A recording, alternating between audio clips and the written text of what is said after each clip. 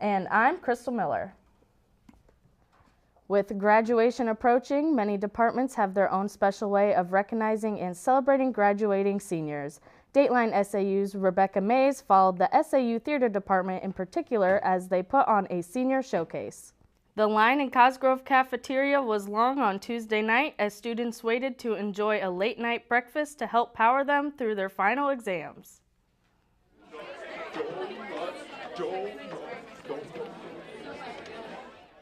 Students were excited about donuts, hash browns, eggs, and omelets at midnight breakfast. During this annual tradition, students get to enjoy a tastier breakfast than normal at a different time than normal. This meal is to help students with their studies for finals. This year's event had a superhero theme, and David Baker of KALA DJ'd the event, providing fun lighting as well. Students even had the opportunity to win some prizes. Concerned citizens and community leaders recently met to talk about racial profiling and incarceration. Last week, St. Ambrose University hosted a panel to foster discussion about the topic. It was led by Betty Andrews, president of the Iowa-Nebraska NAACP, and included important members of the community, like the police chief, a public defender, and others. The panel focused on uneven prison populations of African Americans, who are 13 times more likely to be sent to prison. A tradition that started in 2004 still lives on. The Communication Department honored seniors on May 2nd with a dinner banquet catered by Sodexo Food Services. Professor Alan Savell says this event commemorates the end of their 4 years together, but is the beginning of a lifetime friendship. The dinner started off with a speech from Savell and was followed by a 3-course meal. Savell says that the department misses every group of seniors. He says that the students may not realize it, but professors do actually care about the students they teach. I want them to know there will be ups and downs, not to get too down, not to get too high, just keep moving forward. And I want them to take time to look back at what they've done, be proud of it, but then turn around and look forward and see what else they can accomplish. Periodically take time to reflect on what you've done and where you're going.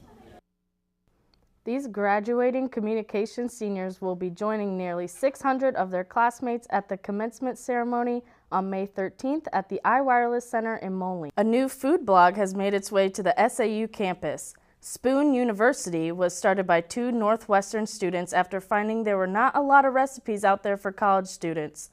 The founder of St. Ambrose chapter, Mackenzie Taylor, shares why SAU students should join Spoon.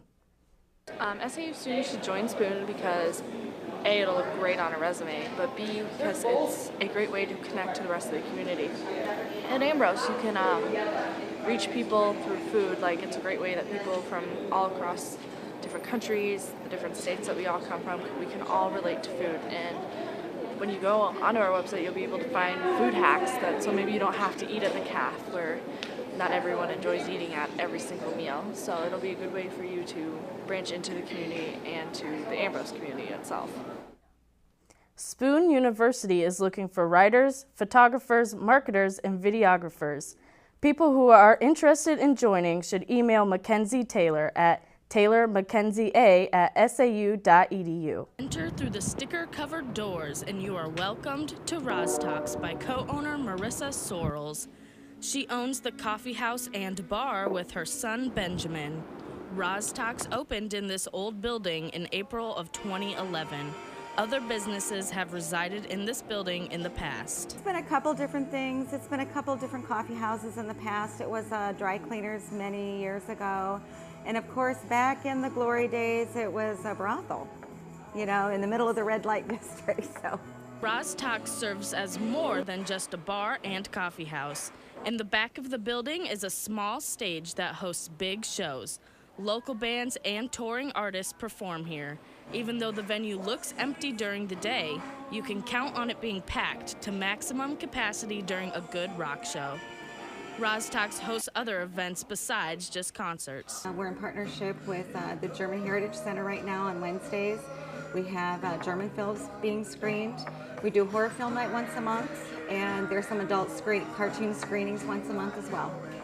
Art is displayed all over the walls of Roz Talks. A different local artist's work is featured every month. Roz Talks is a great place to spend a rainy afternoon, get some studying done, enjoy some fresh brewed coffee, and a relaxed environment. Up the stairs on the top floor is a library with shelves filled with books and VHS tapes. St. Ambrose students are welcomed at Roz Talks just as much as anyone else, especially on Tuesdays when students get a 20% discount on drinks with a student ID. Sophomore Dennis Andreev shares why he likes going to Roz Talks. Well, last time it was at Roz Talks, it was for the Condor and Jaybird show, and that was really, really good. But usually, like, I don't know, it's pretty cheap coffee, nice place to hang out, study. It's just, like, got a really, really nice aesthetic. Like, everybody there is really, really friendly, like, especially at shows, like, everybody's super welcoming. So when you're looking for your next adventure, remember Roz Talks. Your first time there certainly won't be your last. Crystal Miller, Dateline SAU. As the weather gets nicer, it's natural to want to do something outside instead of being cooped up in your room. Dateline SAU's Crystal Miller has a new idea for you to try this spring. If you're looking for something new to do, or you just want to have a good time, you may want to check out the local concert venues. If you like music, local shows are the place to be. I sat down with Fairhaven, a local ska punk band from Davenport, and they told me their favorite thing about the local show scene. Favorite thing about playing local shows? I think it's the people that come out, honestly, because that's why we do it. It's cool to go to shows and have like people there every single time, and I don't know, it's just a blast. And people love the music. People go nuts, so it's absolutely mind-blowing. Especially anytime we play locally, I always get shocked, so it's really cool. Fairhaven has been a band and been playing local shows for 5 years. They have gained an audience of local peers who enjoy attending the shows, singing along, and dancing to the music.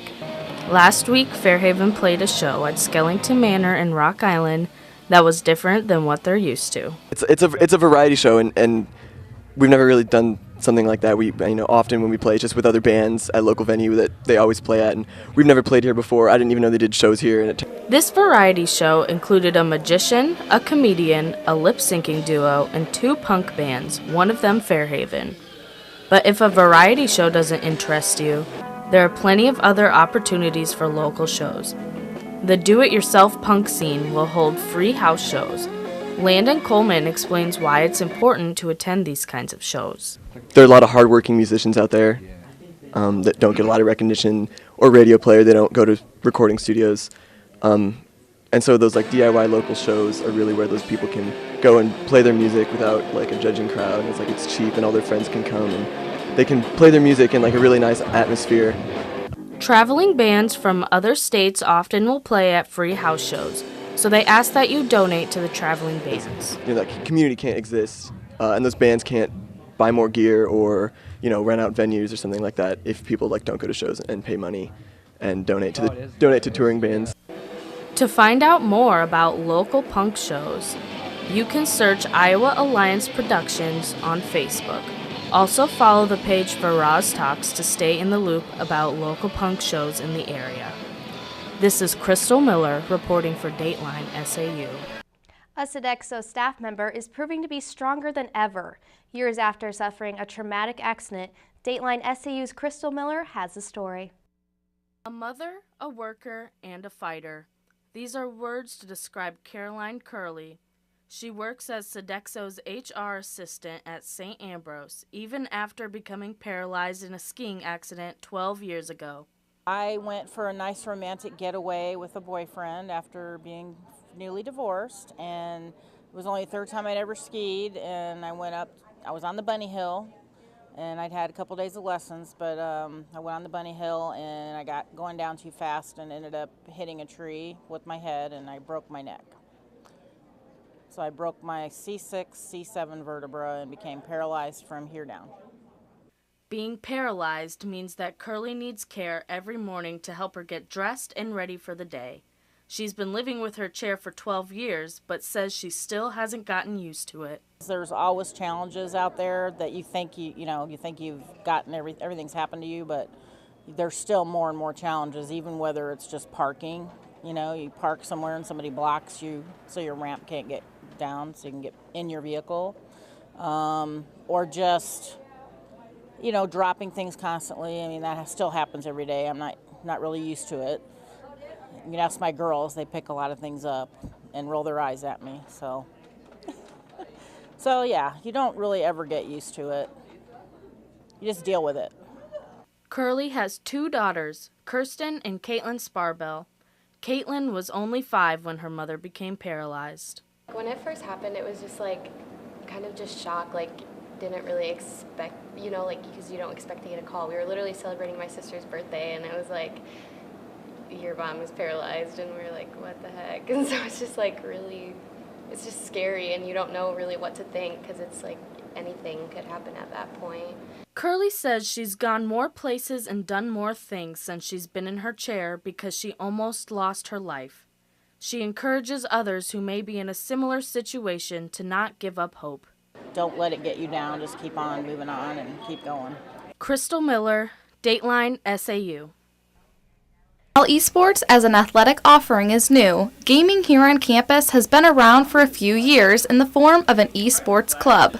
We recently met up with club members at their weekly strategy meeting. B-Speak photographer Crystal Miller has more.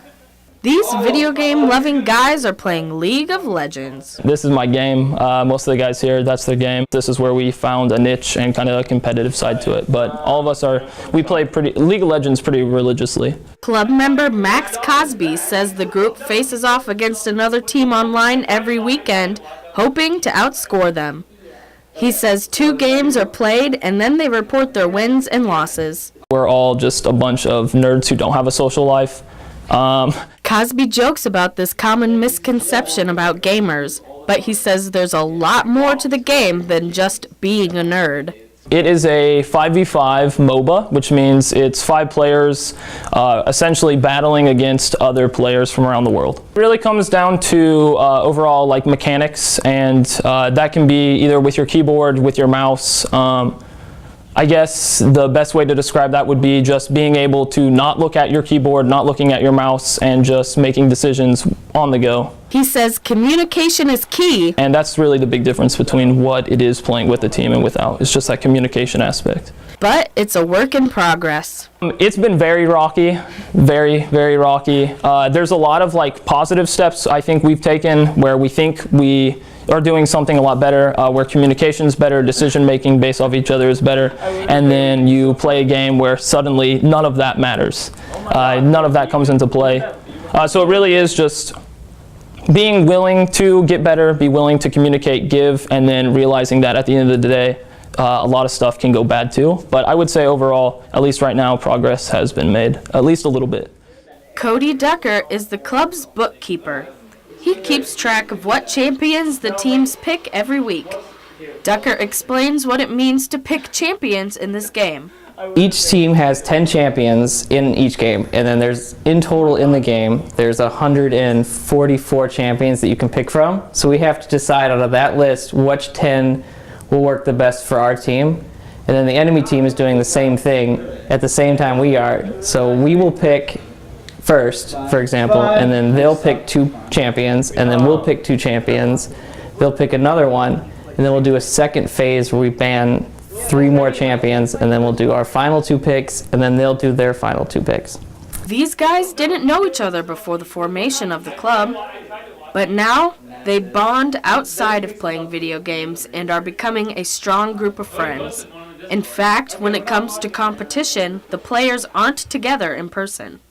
So we're all just in individual dorms. We hook up our computers, our mics, and then we use Discord, a online communication app, and then from there we'll just communicate through that. We'll be together through client, and then we just play like that.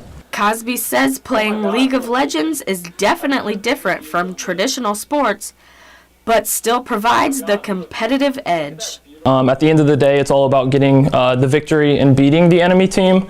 It obviously doesn't have all of the athletic side to it, the sweat and grind, but it's a lot more of the mental side of what is provided in traditional sports. It's making quick decisions, analyzing a lot of information at once, and then just kind of working through that with your team. He says seeing SAU recognize esports as an athletic event is exciting. It's cool watching it be able to grow into something that's taken seriously. This thing is just About that. more playing together. Oh, crap. Like it has to be. It has to be more games together. Reporting for B-Speak, Crystal Miller. As St. Thanks, Dustin. And that's all we have for you tonight on this edition of Dateline SAU. Be sure to join us Monday evenings at 6:30 for the latest news and sports from St. Ambrose University. And remember to check out the SAUtv Facebook page for our newscasts, late-breaking news, and more. Thanks for watching. Good night.